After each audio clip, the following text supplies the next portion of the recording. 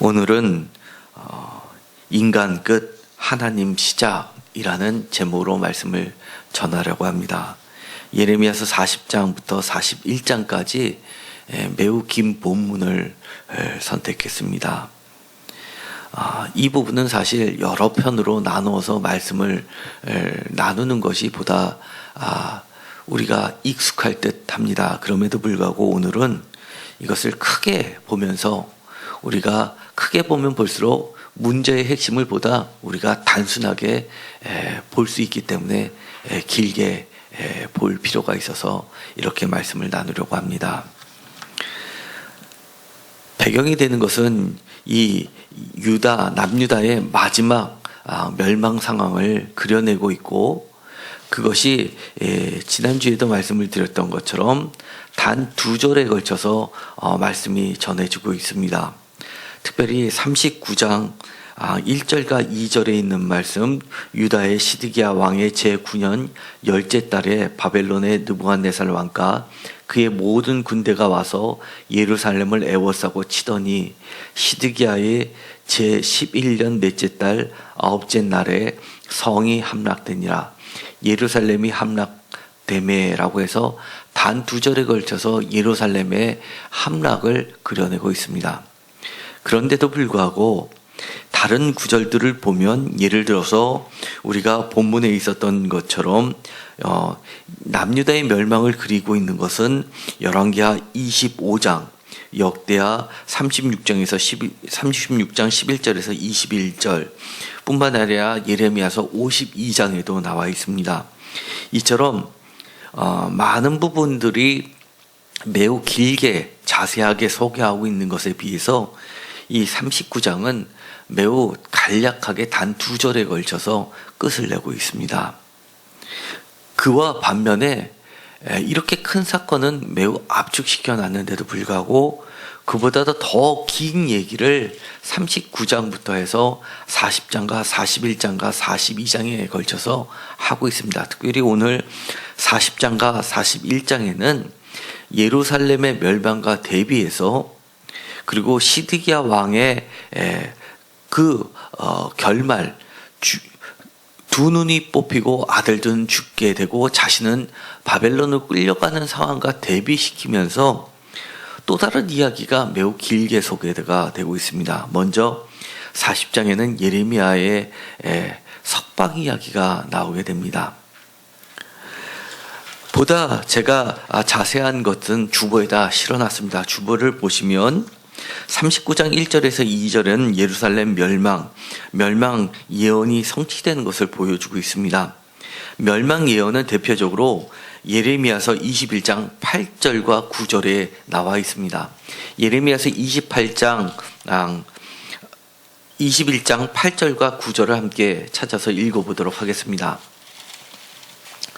이 말씀은 예레미야서 전체에서 매우 중요한 말씀입니다. 예루살렘의 멸망을 예언한 이야기가 됩니다. 8절부터 다 같이 읽겠습니다. 여호와께서 말씀하시기를, 보라, 내가 너희 앞에 생명의 길과 사망의 길을 두었노라. 너는 이 백성에게 전하라 하셨느니라. 9절, 이 성읍에 사는 자는 칼과 기근과 전염병에 죽으려니와 너희를 에워싼 갈대아인에게 나가서 항복하는 자는 살 것이나 그의 목숨은 전리품같이 되리라. 10절, 여호와의 말씀이니라. 내가 나의 얼굴을 이 성읍으로 향함은 복을 내리기 위함이 아니요 화를 내리기 위함이니라. 이 성읍이 바벨론 왕의 손에 넘김이 될 것이요 그는 그것을 불사르리라. 아멘. 보다 압축해서 이야기하면 21장 8절 한 절에 대한 예언이 그대로 성취되고 있음을 보여주는 겁니다. 여호와께서 말씀하시기를, 보라, 내가 너희 앞에 생명의 길과 사망의 길을 두었노라 라는 이 말씀을, 그러면 생명의 길이 무엇이고 사망의 길이 무엇인가를 9절과 10절에 걸쳐서 이야기를 합니다. 예루살렘에 남아있는 자들은 사망의 길이고, 바벨론으로 가서 그들을 섬기는 것은 생명의 길이라고 합니다. 그런데 이 생명의 길과 사망의 길이 어디에 있냐 하면 여호와의 말씀 앞에 있는 겁니다. 여호와의 말씀 안에는 이처럼 생명의 길도 있고 사망의 길도 있습니다. 우리 앞에 이 말씀을 놓여 주신 것은 이 생명의 길을 갈 것인지 사망의 길을 갈 것인지 따를 것인지를 선택하는 갈림길에 놓여 있게 하는 겁니다.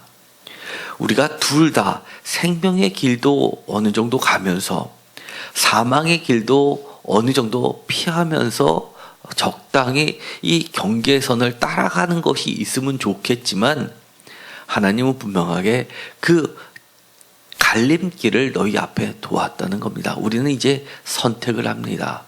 한 발짝을 디디면 이것은 생명의 길이냐 사망의 길이냐를 나눠지는 길이지 둘 다를 할 수 있는 것이 아니라는 겁니다. 이 39장 1절과 2절 단 두 절에 가서 함락을 예언하고 나서 이 뒤에도 길게 이야기하는 것은 여전히 하나님의 말씀 안에는 생명의 길과 사망의 길이 너희 앞에 놓여 있으니 하나님의 말씀을 믿고 따르는 자는 생명의 길로 갈 것이고 하나님의 말씀을 오만하게 무시하는 자는 사망의 길로 갈 수밖에 없다는 것을 이야기하고 있는 겁니다. 단 두 절에 걸쳐서 예루살렘이 멸망했다는 이야기는 다시 이야기하면 거꾸로 단 두 절에 걸쳐서도 예루살렘의 부흥을 그려낼 수 있다는 겁니다. 그렇기 때문에 우리가 분명하게 생각을 해야 됩니다. 하나님의 말씀을 쫓으면 내가 지금 망해가고 있지만 단 두 절에 걸쳐서도 다시금 생명의 길로 바뀌어질 수 있는 갈림길을 하나님께서는 늘 우리 앞에 놓여 주신다는 겁니다. 그러면서 이 멸망했지만 여전히 생명의 길이 존재함을 이야기합니다. 대표적으로 39장 15절부터 마지막까지 성취한 사건을 이야기하지 않고 에벤멜렉의 구원이 될 것이라는 예언을 해주신 말로 이미 그가 구원을 받을 것이라는 짐작을 하게 합니다. 우리는 그가 구원받았다라는 이야기가 여기에 놓여 있으면 좋은데 예언의 말씀을 놓고 있습니다. 예언의 말씀은 곧 하나님의 말씀이고 그것은 성취라는 이야기입니다. 마지막 절에 39장 마지막 절에 내 목숨을 얻을 것이니 그것도 노략물같이 라는 말은 전쟁에서 이긴 자가 노략물을 그저 줍듯이 그렇게 간신히 구해지는 것들 그리고 하나의 전리품처럼 취해지는 것을 보게 되는 겁니다. 그렇게 목숨을 얻게 된다는 겁니다. 원래는 내 목숨이 아니었는데 원래는 내 물건이 아닌데 전리품으로 빼앗아서 얻을 것처럼 원래 죽은 목숨이나 마찬가지였는데 그렇게 목숨이 살아있는 자가 된다는 이야기입니다. 그런데 그 생명은 단 하나입니다. 나를 믿었기 때문이라는 겁니다. 예언의 말씀입니다. 그러나 40장에 가면 예레미야를 너도 구원받을 것이다 라고 예언을 이야기하지 않고 풀려난 이야기를 하는데 그 전에 이 사령관이 나와서 이야기를 해주는 장면이 나옵니다. 예언을 선포하셨는데 중요한 말씀 3절 마지막 절에 이렇게 이야기합니다. 이제 이루어졌도다. 하나님의 말씀이 성취되는 것을 그대로 이야기해 주는 겁니다. 말씀을 믿고 순종한 예레미야는 말씀이 성취돼서 예루살렘이 멸망해서 함락돼서 멸망한 것과 반대로 불순종한 예루살렘은 함락되지만 순종했고 믿고 순종한 예레미야는 목숨이 구해지는 것을 보게 됩니다. 그래서 풀려나는 이야기가 있게 되는 겁니다. 그래서 39장 1절에서 2절은 예루살렘 멸망을 이야기했고 그것은 이미 읽었었던 말씀 21장 8절에 있는 멸망 예언이 성취되는 것을 보여줍니다. 그리고 39장 3절에서 7절까지는 불순종한 시드기야 왕의 최후와 그의 멸망에 대해서 이야기를 해줍니다. 그리고 8절에서 9절까지는 예루살렘 성이 아니라 성벽이 파괴되는 것과 바벨론 3차 포로의 사건을 그려내고 있습니다. 그리고 39장 10절에는 유다의 남은 자 이야기를 해주고 10절에서 14절까지는 겸손한 순종과 믿음을 보였던 선지자 예레미야가 석방되는 것을 보여줍니다. 이것은 석방은 곧 구원입니다. 그리고 다시 15절부터 18절까지는 믿음의 구스인 에벤멜렉이 석방되는 것을 예언해 줍니다. 석방은 구원입니다. 이처럼 끊임없이 구원이라는 것을 다른 말로 표현해서 이야기를 해줍니다. 그리고 나서 40장 1절에서부터 6절까지는 느부사라단이라는 인물을 통해서 예레미야에게 하나님께서 말씀을 해주십니다. 그리고 7절부터 12절까지는 그다랴라는 인물을 통해서 또다시 유다의 남은 자들에게 하나님께서 말씀을 해주십니다. 하나님의 말씀 안에는 믿고 따르는 자는 생명을, 불순종해서 믿지 않고 불순종하는 자에게는 죽음을, 멸망을 이야기합니다. 마찬가지로 이것도 먼저 이야기했던 예레미야서 21장 8절에 있는 생명의 길과 사망의 길을 그대로 확대해서 이야기하는 것뿐입니다. 그래서 믿음과 순종의 가문인 그다랴를 통해서 유다의 남은 자들을 하나님께서 새롭게 세우셔서 하나님의 나라로 건설을 하시려는 하나님의 계획을 선포해 주시는 겁니다. 이 그다랴 또는 그달랴 또는 그달랴라고 하는 인물은 요시야 왕 때부터 이어지는 인물입니다. 예레미야도 요시야 왕 때부터 예언에 하기 시작했던 인물입니다. 특별히 이 그다랴의 할아버지인 사반이라는 인물, 그리고 그의 아들인 아이감은 이 예레미야가 어려움을 당할 때마다 그를 보호하고 건져줬던 인물입니다. 그리고 그의 사반의 손자이면서 아이감의 아들인 그다랴, 믿음의 가정, 순종의 가정을 통해서 그는 또다시 예레미야를 보호했던 인물입니다. 그런 사람을 통해서 하나님께서는 왕족이 아니라 다윗 왕가의 혈통을 따르는 것이 아니라 오직 믿음과 순종의 가문을 통해서 하나님의 나라를 다시금 일으켜 세우려고 하시는 겁니다. 40장 13절부터 16절까지는 또 다른 인물이 나옵니다. 바로 이스마엘이라는 인물입니다. 이 이스마엘은 그야말로 다윗 왕가의 혈통을 이어받은 자입니다. 그래서 종가라는 말을 표현하고 있습니다. 41장 1절에 일곱째 달에 왕의 종친 엘리사마의 손자요 느다냐의 아들로서 왕의 장관인 이스마엘이라고 표현하고 있는 겁니다. 여기서 왕의 장관이라고 한 이 왕은 이 그다랴를 이야기하는 겁니다. 그런데 이 이스마엘이 세우려고 했던 그 나라도 바로 유다 왕가의 재건을 꿈꿨던 겁니다. 이 다윗 왕가는 어떤 나라입니까? 하나님의 나라입니다. 그런데 하나님의 나라는 하나님이 세우시는 나라고, 다시 이야기하면 하나님의 말씀을 믿고 따르는 자들이 세워가는 나라입니다. 그런데 이 그다랴는 믿음의 가문이었는데도 불구하고 그만 하나님께서 그를 통해서 다시금 다윗 왕가를 상징적인 의미의 다윗 왕가, 즉 하나님의 말씀을 쫓았던 가문의 왕가, 다윗이라는 이야기, 다비드라는 뜻은 하나님의 사랑을 입은 자라는 뜻입니다.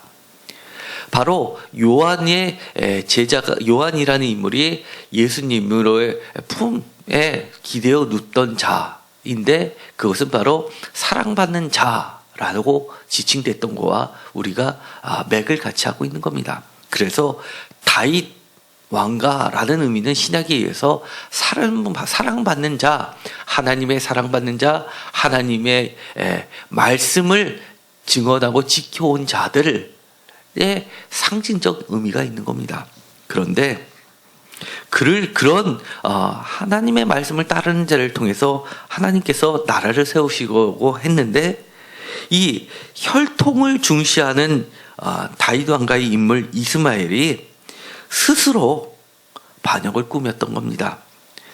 그래서 남유다 왕혈통의 이스마엘과 거기다가 암몬 왕 바알리스가 함께 반역의 음모를 꾸미고 결국은 그다랴를 암살할 계획을 세우게 됩니다.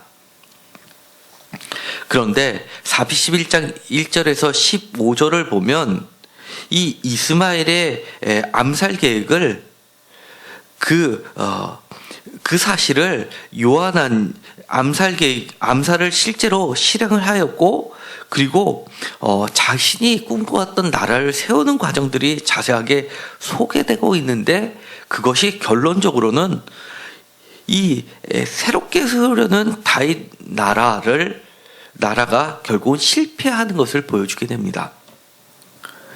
왜 그렇게 실패했느냐를 이 성경에서는 설명해 주지 않고 있습니다. 다만 간접적으로 우리가 알 수 있게 해줍니다.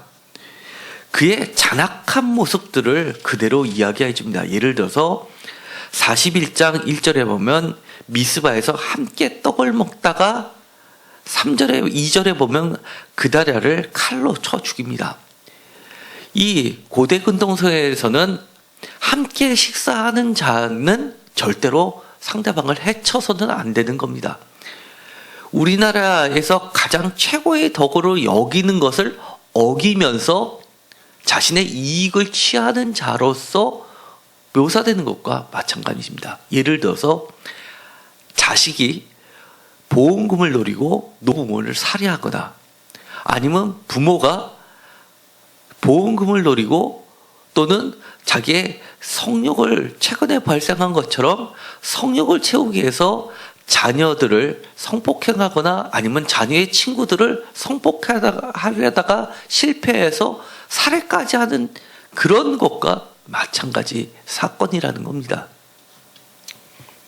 그렇기 때문에 이 이야기를 보면 자기에게 그렇게 잘해주고 떡도 같이 먹었던 자를, 그렇게 은혜를 베풀었던 자를 죽여라고 하는 것은 있을 수 없는 이야기입니다. 이 이야기를 보는 순간 고대 근동 사람들은 아마 치를 떨었을 겁니다. 또 한 가지 이야기가 나옵니다. 매우 주도 면밀했던 인물입니다. 그가 4절에 보면, 41장 4절에 보면 그다랴를 죽인 지 이틀이 되어도 이를 아는 사람이 없었더라. 이 정도로 주도 면밀한 사람입니다. 뿐만 아니라 융화력이 뛰어난 사람입니다. 그가 이 모반을 계약할 때 그 옆에는 41장 1절에 보면 10사람이나 같이 동행을 합니다. 그리고 그가 처음에 그다랴로 올 때도 그와 함께 했던 인물들이 40장 9절에 보면 소개가, 40장 8절에 보면 소개가 되고 있습니다. 그들 곧 느다의 아들 이스마엘과, 제일 처음에 이스마엘을 소개한 거는 그 뒤에 나오는 주요한 인물들이 모두 누구를 따랐냐 하면 이스마엘을 따를 정도로 그는 지도력이 있었다는 이야기입니다. 이스마엘과 가랴의 두 아들 요하난과 요나단.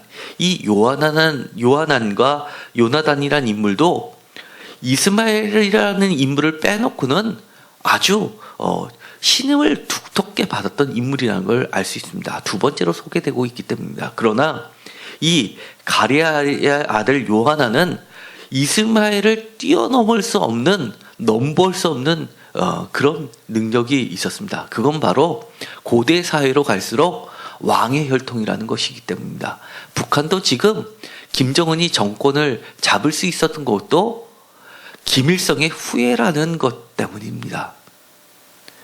이처럼 또 얼마 전에 김정은이 자기의 형을 살해하고 그 아들까지도 위험에 처하게 할 것을 염려하여 중국에서 그 아들을 보호하는 것을 우리가 보고 매우 의아해했습니다. 왜냐하면 김정은의 정권이 무너지면 새로운 인물을 내세운 인물이 혈통적에서 찾는다는 고대 근동의 그런 전통을 그대로 아직까지도 담아내고 있는 것이 현재에도 존재하고 있기 때문입니다. 특히 아랍이나 이 아프리카 지역 같은 데 보면 그런 것들이 매우 강하게 지금까지도 남아 있습니다. 그렇기 때문에 이렇게 어떤 나라를 다시 한번 세운다는 것은 이처럼 여러 가지 조건들이 다 맞아떨어져야 되는 겁니다. 우리가 생각할 때 이 이스마엘을 이야기할 때 무시하는 것이 있습니다. 하나님을 모르는 사람이라고 생각할지 모르지만 기본적으로 이 이야기의 배경이 되고 있는 사람들은 다 하나님을 다 섬겼던 사람들입니다. 하나님도 섬겼고 다른 것도 섬겼고, 그렇기 때문에 그것은 논외의 대상이 될 정도로 특별히 언급하지 않아도 다 하나님을 믿는 사람들입니다.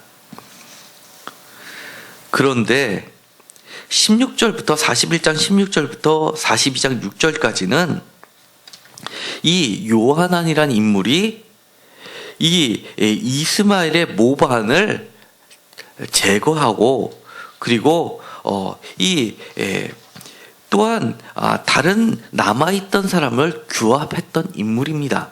물론 이 요하나는 인물은 이 이스마엘의 모반 계획을 사전에 40장 7절에서 이 12절에 보면 특별히 40장 13절 이하에 보면 이 그다랴라는 인물에게 이스마엘의 모방 계획을 알려주는데 14절에 아이감의 아들 그다랴가 믿지 아니한지라라고 돼 있어서 어느 정도 이 요하나는 인물은 양다리를 걸치면서 상황을 정확하게 꿰뚫고 있는 자입니다. 자기 자신은 결코 왕이 될 수 없는 인물이라는 걸 알면서 제2의 2인자로서의 역할을 충분히 하는 자입니다. 이스마엘에게 있을 때도 2인자요. 그의 위험성을 알고 그가 모반을 했을 때는 바벨론에게 반기를 든다는 것을 알기 때문에 현재 바벨론에서 왕위를 주었던 그다랴에게도 어느 정도 충신으로서의 역할을 감당합니다. 그런데도 불구하고 안타깝게 깨어있지 못한 그다랴는 그만 살해되고 맙니다. 그래서 우리가 하나님께 믿음도 있고 순종도 하고 하나님으로부터 인정을 받았다 하더라도 반드시 깨어 있어야만 합니다. 자서는 안 됩니다. 영적으로 늘 깨어 있지 않으면 언제든지 무너질 수 있다는 것을 알아야 합니다. 특별히 이 이스마엘이라는 인물은 주도 면밀했다고 했습니다. 그리고 뿐만 아니라 매우 이중인격자입니다. 철저하게 자기 자신을 감추는 인물이었습니다. 그래서 이 사람의 인물을 묘사할 때 직접적으로는 아니지만 매우 돌려서 이야기를 합니다. 41장 6절에 보면 다른 사람들이 순례자들이 오는 것을 만날 때 6절에 보면 미스바에 나와 울면서 가다가 그들을 만나라고 이야기합니다. 그다라를 이미 살해를 하고서도 울면서 매우 애통하면서 그렇게 다른 사람이 보기는 그다라의 왕의 죽음을 마치 슬퍼하는 것처럼 그렇게까지도 이중인격자인 겁니다. 그러면서도 이 순례자들을 다 죽이고 구덩이에 묻는데 8절에 보면 80명 중에 5절에 나와 있는 80명 중에 70명은 죽이고 10사람은 또한 살려둡니다.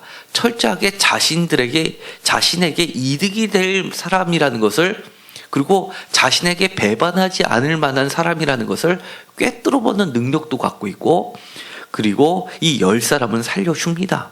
그들로부터 기름과 꿀을 쟁취합니다. 뿐만 아니라 또 10절에 보면 미스바에 남아있는 왕의 딸들까지도 거느리고 갑니다. 그처럼 이 왕의 딸들까지도 자기가 보호하고 있다는 것은 명분 쌓기도 잘한다는 이야기입니다. 그리고 주변 환경도 잘 이용하는 인물입니다. 암몬이라는 거대한 고대 근동 지역에 이스라엘 못지않게 강력한 국가 암몬 왕을 등에 업고 그렇게 지지를 받고 움직이는 사람입니다. 마치 다윗이 나라를 일으킬 때 다윗이 모압이 할머니 집안의 어떤 것을 비교해 보면 알 수 있습니다. 이처럼 이 이스마엘이라는 사람은 매우 뛰어난 인물입니다. 이스마엘 하면 우리가 아브라함의 자녀로서 이삭과 이스마엘을 비교해서 마치 이스마엘을 나쁜 사람인 것처럼 생각하는 경향이 있는데, 이 이스마엘이라는 이름 자체는 매우 귀한 이름입니다. 이스마엘에서 엘은 하나님이고, 이스마엘에서 사무엘 하면 사무엘 시음 미음 이응과 이스마엘 할 때 시음 미음 이응이 들어가서 하나님께서 하나님의 음성을 듣게 하셨다라는 기본적인 뜻을 가지고 있을 정도로, 그렇게 사실은 이스마엘은 그들에게 있어서는 매우 귀한 이름인 겁니다. 그렇기 때문에 지금도 중동 지방에서는 이스마엘을 오히려 이삭보다도 더 높게 쓰는 자신들의 조상으로 여기는 겁니다.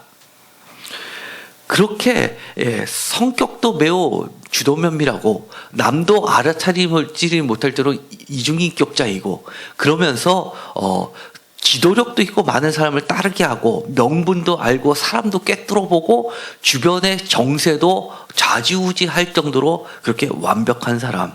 그런데 그 밑에 있었던 또 다른 2인자 요하난이라는 인물에 의해서 제거가 됩니다. 왜냐하면 이 요하난이라는 인물은 나중에 어떠한 경우에도 바벨론은 이 모반 사건을 가만두지 않을 것이라는 것을 알기 때문에, 그런 경우가 벌어지면 결국은 내 생명이 위태로울 것을 알기 때문에 자기는 내 생명을 걸고서까지라도 충성할 뜻은 없기 때문에 결국 이 이스마엘을 제거해 버립니다. 그러면서도 두려움에 떠는 겁니다. 그러면서 이 요하난이라는 인물도 못지 않습니다. 나중에 애굽으로 갈 때 이 이스마엘이 했던 것처럼 이 왕의 딸들도 다 데리고 갑니다. 사람들로부터 명분도 쌓고, 그뿐만 아니라 최종적으로 누구도 데리고 가냐면 예레미야나 바로까지도 끌고 가는 겁니다. 이제는 사람들에 대해서 명분을 쌓을 뿐만 아니라 하나님께도 명분을 쌓을 정도로 그렇게 뛰어난 인물입니다. 11절에 보면 가레야 아들 요하난과 그와 함께 있던 모든 군지관이 느다의 아들 이스마엘이 행한 모든 악을 듣고라는 것은 정확히 민심을 꿰뚫습니다. 그리고 나서 12절에 보면 그를 만나서 제거합니다. 13절에 보면 이스마엘과 함께 있던 모든 백성이 가레아의 아들 요하난과 그와 함께 있던 모든 군지관을 보고 기뻐한지라 라고 되어 있는 것을 보면, 이스마엘과 함께 있었던 자들도 함께는 있었지만 찜찜함이 있었는데, 이 요하난을 보니까 그들은 바로 요하난에게 붙을 정도의 민심이, 여론이 움직였다는 것이 됩니다. 이처럼 이 요하난은 뛰어난 인물입니다. 요약하면 이렇습니다. 왕의 혈통, 뛰어난 능력, 지도력을 갖고 있고 주변 국가들까지도 움직일 수 있는 외교력을 갖고 있고, 적당히 하나님도 믿었던 사람이 나라를 세우는 것도 하나님은 실패하게 하셨다는 겁니다. 그 다음에 또 한 명의 인물, 요하난의 인물입니다. 다 이스마엘이 갖고 있었던 건 갖고 있었지만 하나 부족한 것, 혈통의 문제만큼은 해결하지 못했지만 그와 못지않게 모든 것을 갖고 있고, 또 그가 41장 마지막에 보면, 특별히 17절에 보면 상황을 파악하고 애굽으로 가려고 떠나 베들레헴 근처에 있는 게롯기맘에 머물러 있으니, 이는 느다냐의 아들 이스마엘이 바벨론 왕이 그 땅을 위임한 아이감의 아들 그다랴를 죽였으며 그들이 갈대아 사람을 두려워함이라. 애굽으로 가려고 이미 마음의 뜻을 정하고 머무르고 채비를 다 거느리고, 그리고 나서 42장에 보면 2절에 선지자 예레미야에게 나아가서 그것도 예의를 깍듯이 갖춥니다. 1절에 보면 낮은 자부터 높은 자까지 다 데리고, 혼자만 가서 기도 부탁을 하는 것이 아니라 다 데리고 극진히 예의를 갖추면서, 2절에 보면 예레미야가 하나님께 기도를 부탁하는 이 요하난의 모습은 외부적으로 볼 때는 신앙적으로도 완벽을 구합니다. 마치 다윗이 왕을 예루살렘으로 천도를 하고 나서 왕위를 튼튼히 하기 위해서 제일 심혈을 기울였던 것이 바로 언약궤를 다시금 가지고 오는 것이었던 것처럼, 이렇게 이 종교적인 명분도 충분히 쌓는 모습을 보게 됩니다. 그런데 하나님은 그를 통해서도 나라를 결국 세우지 않습니다.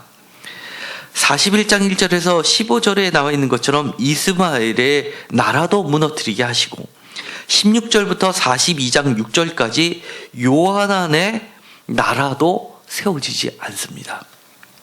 이미 요하난이 설 때에는 그다랴라는 인물도 없었습니다. 어쩌면 이 요하난의 위치나 이 사반의 손자 그달랴나 위치라는 똑같습니다. 예레미야의 도움을 받아서 바벨론의 왕으로부터 너가 왕이다 라고 인정만 받으면 사실 왕의 종친이 아니기 때문에 그달랴나 이 요하난이나 똑같습니다. 그렇기 때문에 예레미야를 통해서 하나님께서는 왕의 종친이 아님에도 불구하고 42장 11절에 보면 이렇게 이야기합니다. 여호와의 말씀이니 너희는 너희가 두려워하는 바벨론의 왕을 겁내지 말라. 왜 그랬습니까? 41장 마지막 절에 바벨론 왕을 두려워해서 애굽으로 가려고 모든 채비를 꾸렸기 때문입니다. 그런데 너희와 함께 있어 너희를 구원하며 그의 손에서 너희를 건지는 자가 바로 내가 여호와라는 것을 다시 한번 얘기해 줍니다. 여호와께서 12절에 너희를 불쌍히 여겨서 너희를 본향으로 돌려보내겠다라고 남은 자 사상을 그들에게 옮겨주시는 겁니다. 15절에 유다의 남은 자여 고집하지 말라라고 이야기합니다. 고집하면 17절에 남은 자는 없다라고 이야기합니다. 그런데도 불구하고 그들은 그 말씀을 쫓지 않습니다. 이처럼 42장 7절에서 43장 1절까지 이 예레미야를 통해서 다시 한번 하나님의 말씀을 선포해 주시면서 믿음과 순종의 유다의 남은 자들을 통해서 하나님의 나라를 세워주시겠다고 하나님께서 회복의 불씨를 예언해 주시는 겁니다. 그런데 그들이 결국 43장 2절에서 7절까지를 보면 그 하나님의 마지막 제안마저도 거절해버리고 맙니다. 그리고 나서는 이 오만한 자들이 불순종과 불신앙으로 남은 자들과 함께 이 생명의 불씨를 하나님의 마지막 제안을 걷어차버리고 꺼버립니다. 거룩한 뜻을 버리게 됩니다. 결국 이 하나님의 거룩한 뜻, 남은 자 사상, 남은 자를 통해서 다시금 하나님의 나라를 세우시려고 하는 그 뜻은 바벨론으로 결국 옮겨집니다. 바벨론으로 옮겨져서 이 바벨론의 남은 자 사상은 결국 에스겔 선지사를 통해서 시작해서 마지막에 에스라의 귀한 공동체까지 이어지는 겁니다. 결국 43장 8절에서 13절까지는 사망의 길이 어떠하다는 것을 보여주는 예언을 하게 됩니다. 그들은 애굽 땅으로 도망갑니다. 다바네스에 있을 때 그 애굽 땅 다바네스에서 하나님께서 다시 한번 말씀을 선포해 주시면서 멸망을 분명하게 이야기해 주십니다. 이 이야기는 우리가 보았듯이 21장 8절의 예언이 성취된 것이 바로 39장 1절과 2절인 것처럼 여기서도 마찬가지로 43장 8절에서 13절의 사망의 길을 예언한 것이 결국은 성취되리라는 것을 우리는 보지 않아도 뻔히 확신할 수 있습니다. 이렇게 크게 보았습니다. 예언과 성취, 예언과 성취. 예언의 핵심은 하나님의 말씀, 하나님의 말씀의 핵심은 그 안에 생명의 길과 사망의 길이 있다는 겁니다. 그 말씀을 받아들이는 자들은 믿음으로 순종하여 따르면 생명의 길이 보장된다는 것을 이야기해 주는 겁니다. 하나님께서 생명의 길을 통해서 하나님의 생명의 나라, 하나님이 다스리는 나라, 하나님의 나라를 건설하고 세워주시겠다고 하는 겁니다. 그것이 바로 오늘의 말씀의 핵심인 겁니다. 하나님의 나라는 어떻게 시작이 됩니까? 바로 인간 끝이라는 겁니다. 인간적으로 아무리 능력을 갖추고 있어도 적당히 하나님을 믿어도 나도 하나님을 알아, 나도 예수님을 알아, 나도 예수님을 믿음으로 고백했어 라고 해도 철저하게 하나님을 따르지 않는 인간적인 힘으로, 인간의 능력으로 주변의 정세를 이용해서 모든 것을 갖췄어도 하나님의 나라는 결코 세워지지 않는다는 것을 이야기합니다. 하나님의 나라는 반드시 하나님의 말씀을 믿고 100% 순종하는 자들에 의해서 세워진다는 것을 이야기합니다. 중간에 하나님의 나라가 세워지는데 실패하는 사람도 우리에게 보여주는 겁니다. 대표적으로 그달랴입니다. 깨어있지 않으면 하나님의 나라는 시작되었지만 중간에서 무너질 수밖에 없습니다.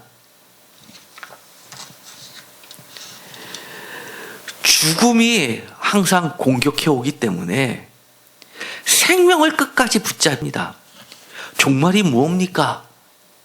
새 창조가 무엇입니까? 우리는 지금 현재도 종말 가운데 살고 있습니다. 그 가운데서도 우리는 항상 멸망인 것처럼 보이는 세상 가운데서도 생명의 길, 새 창조의 길을 걷고 있는 존재들입니다. 하나님께서 다스려 주시면 그것이 바로 종말과 새 창조의 갈림길이 항상 우리 앞에 놓여 있다는 겁니다. 바로 이 이야기가 신명기 30장 19절과 20절에도 나와 있습니다. 이 신명기 30장 19절에서 20절은 가나안 땅에 들어오기 전에 모세를 통해서 하나님께서 선포해 주신 말씀을 기록해 놓은 겁니다.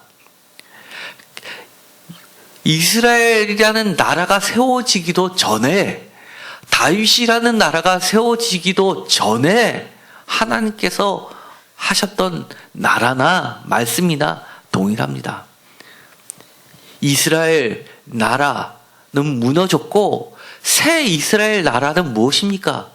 예수 그리스도를 통해서 믿음으로 고백된 나라, 믿음으로 예수님의 말씀을 쫓아가는 나라, 하나님을 믿는 나라가 바로 새로운 나라입니다.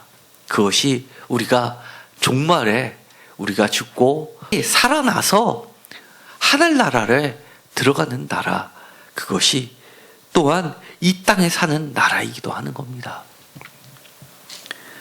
우리가 착각하면 안 됩니다. 이 땅에서 엉망으로 살고 이처럼 이스마엘처럼 살아도 저 죽어서의 삶은 하나님 나라이겠지라고 착각하면 안 됩니다. 이 땅에서의 삶이 연장된 것이 저 하늘나라의 삶이라는 것을 반드시 기억하시고, 하나님은 이 땅에서 이스마엘의 나라도 허락하지 않으셨고 요하난의 나라도 허락하지 않았다는 것을 반드시 기억하시기 바랍니다. 이 요하난이라는 인물, 이스마엘처럼 그렇게 악하지 않습니다.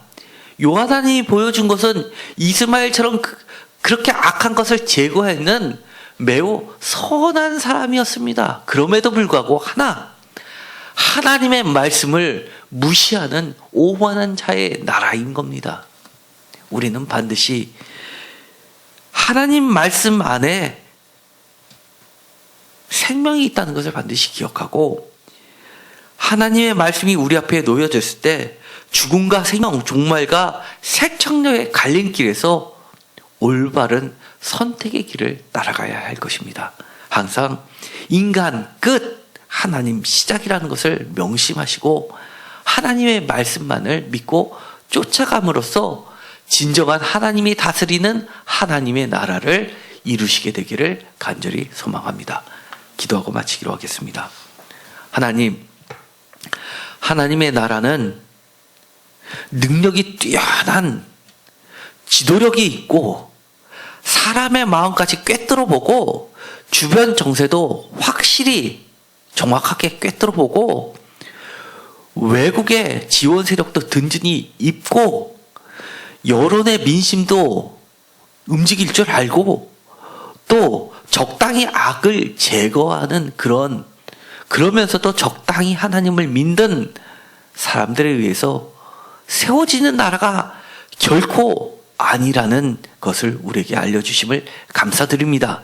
그것은 최종적으로 죽음의 길이라는 것을 알려주셨습니다. 우리가 하나님의 말씀 안에만 생명의 길이 있고 하나님의 말씀을 믿고 순종하는 자들만이 하나님의 나라에 들어간다는 사실을 깨닫게 하여 주옵소서. 오직 하나님의 말씀을 쫓아갈 수 있도록 우리가 늘 깨어있을 수 있게 하여 주옵소서. 시작은 하나님께서 은혜를 베풀어 줘서 어느 정도 하나님의 나라를 이루어 가지만 중간에 무너지지 않게 하여 주옵소서. 끝까지 죽음과 생명의 갈림길에서 생명의 길을 하나님의 말씀만을 쫓아가는, 그리하여 새 창조의 역사가 우리 삶 가운데 일어나게 하여 주옵소서. 예수 그리스도의 이름으로 기도드렸습니다. 아멘.